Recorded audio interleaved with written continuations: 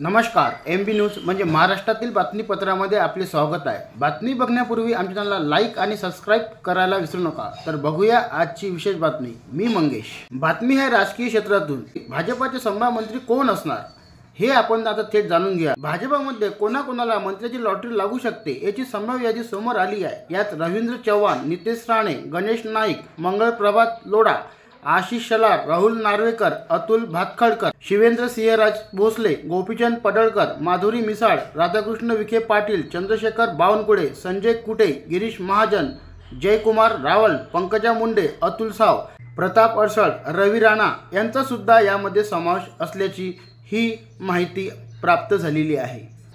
पण हे भाजपचे संभाव्य मंत्री आहे आणि या मंत्र्यामध्ये कोणाला लॉटरी लागू शकते ही संभाव्य यादी आहे. ब्युरो रिपोर्ट, MB न्यूज, महाराष्ट्रातील बातमीपत्र, मुंबई.